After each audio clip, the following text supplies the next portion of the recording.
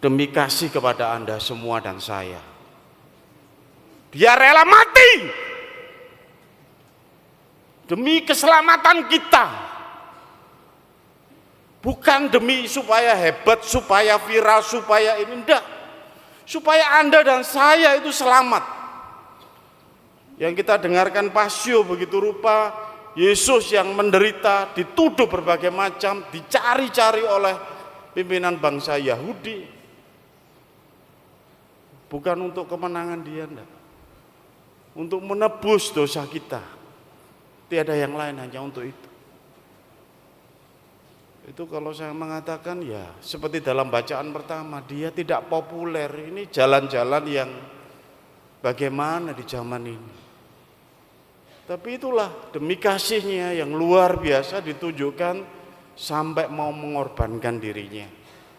Rela menderita, sengsara, wafat di kayu salib untuk kita semua.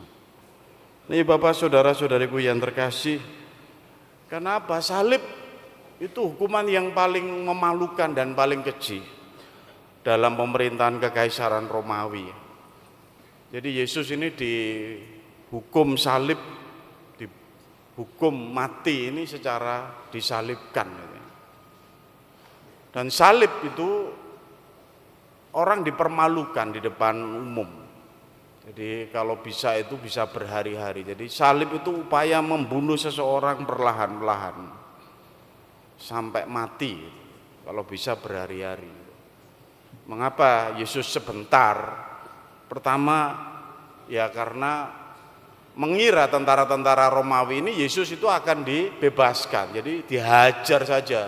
Setelah dihajar pasti nanti dibebaskan oleh Pilatus. Pilatus kan tidak mau Yesus itu disalibkan sebenarnya, tidak mau, tapi kesempatannya dihajar saja. Dia sebagai mengaku-ngaku sebagai raja orangnya. Tapi kemudian Pilatus ini kalah dengan desakan orang Yahudi sehingga kemudian harus disalibkan. Salibkan dia, salibkan dia. Kalau Pilatus menolak, kamu bukan sahabat kaisar. Sehingga lalu memang penderitaan Yesus itu sudah habisan saat dihajar dan kemudian harus memikul salib. Ya, beda dengan dua penjahat di sampingnya itu, kiri kanannya.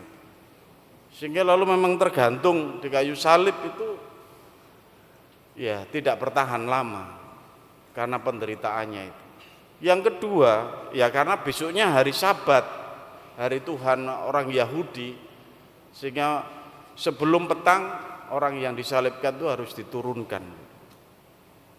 Dan lihat bagaimana orang Yahudi itu punya tradisi dibiasakan kekaisaran Romawi. Pada saat orang disalib, orang mencemooh gitu ya. Orang menjelek-jelekkan.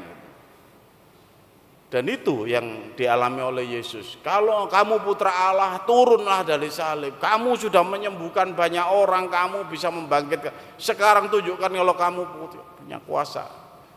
Turun dari salib. Bagaimana? Orang yang sudah menderita seperti itu masih diolok-olok.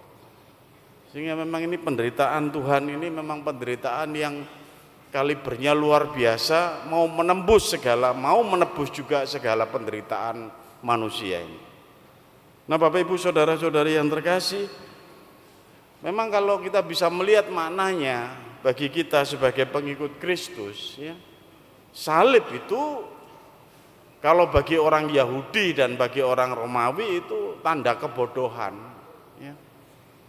Makanya melihat mukanya orang yang disalib itu sampai kita tidak suka itu. Dalam bacaan pertama Yeremia mengatakan begitu, menjijikkan dan sebagainya. Salib itu lambang kebodohan, tetapi bagi kita itu lambang penebusan, lambang kebijaksanaan. Dan salib ini adalah bagi orang Katolik itu ya lambang kecerdasan spiritual gitu. Kalau menurut saya, karena dengan tanda salib itulah saya diselamatkan gitu.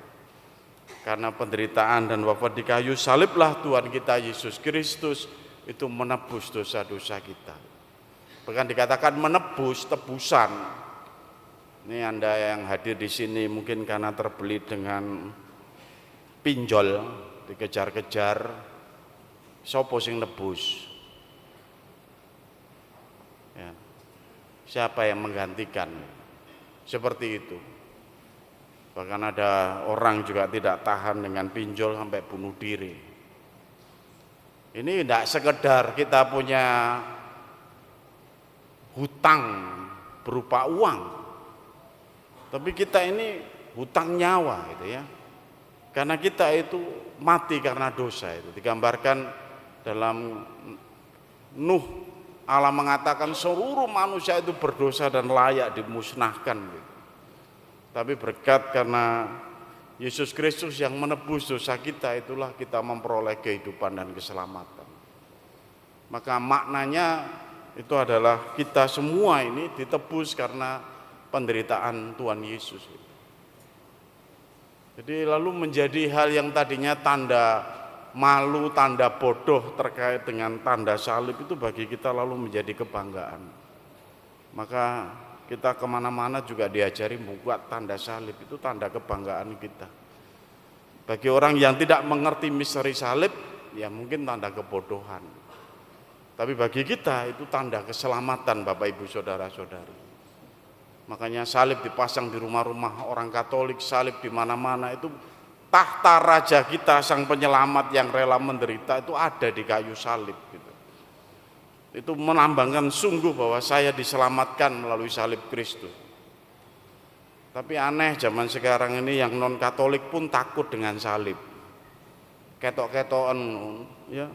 Lihat jemuran bentuk salib, salib, lihat listrik bentuk salib, salib gitu. Itu ya aneh juga fenomena zaman ini gitu. Takut apa sing bentuk salib diketok gitu ya. Tapi kita ini ya sudah, itu lambang kebanggaan, menjadi kekuatan kita semua di mana-mana.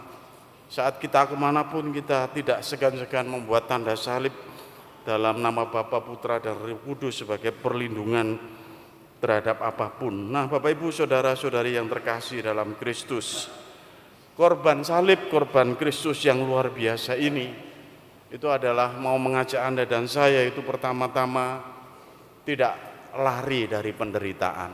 Hidup kita ini ya memang sejak lahir Anda dan saya itu nangis, keluar dari rahim ibu itu nangis, itu mau melambangkan penderitaan, penyesuaian terus-menerus menghadapi situasi yang berat ya. Kita punya air mata dan penderitaan itu ya. Apa ada yang ibu pernah melahirkan anaknya lahir terus ketawa-tawa cekikian gitu? Enggak ada. Dari situ awal kita terdengar tangisan sampai kita mati juga nanti. Gambaran bahwa kalau kita menderita, kita tidak tahan dalam penderitaan, kita pasti menangis. Dan Allah melihat itu sebagai sebuah jalan penebusan, Bapak Ibu Saudara-saudari yang terkasih.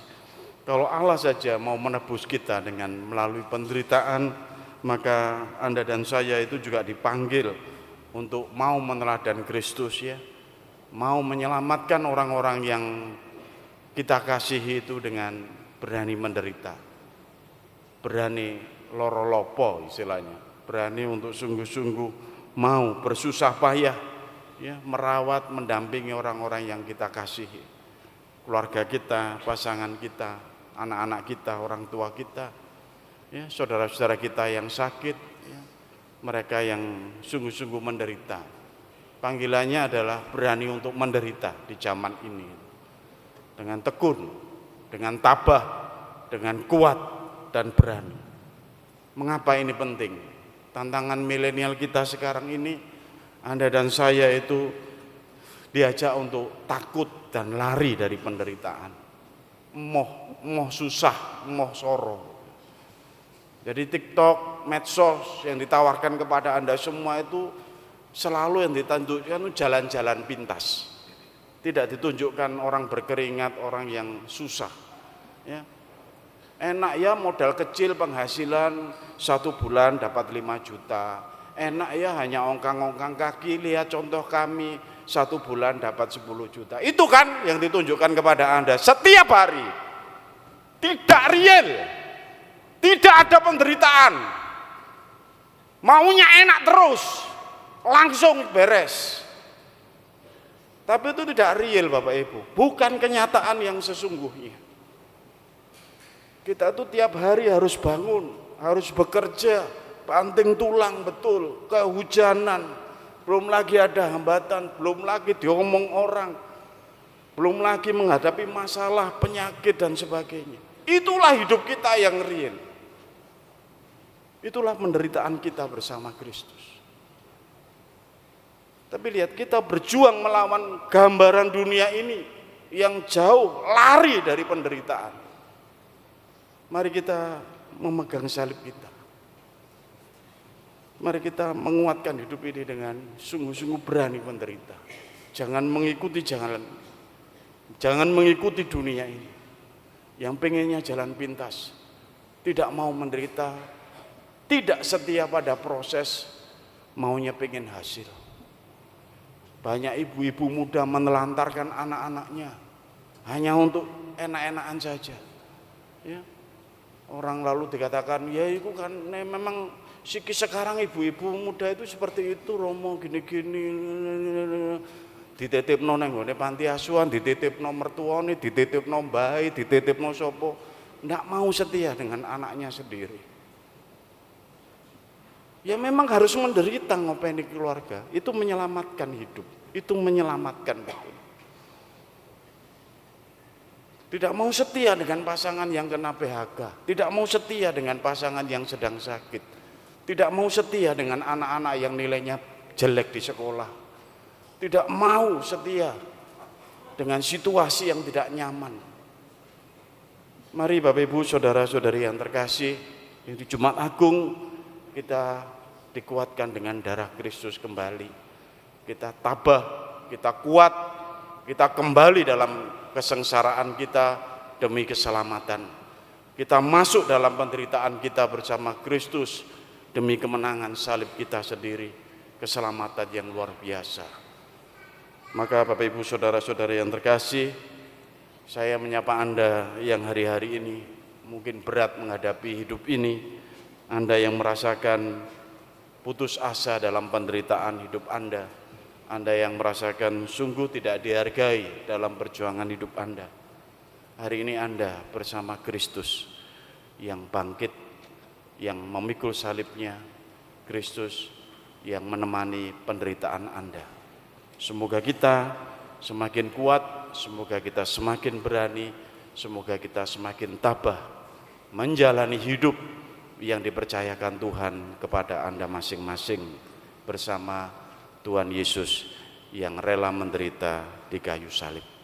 Berkat Tuhan menyertai kita semua.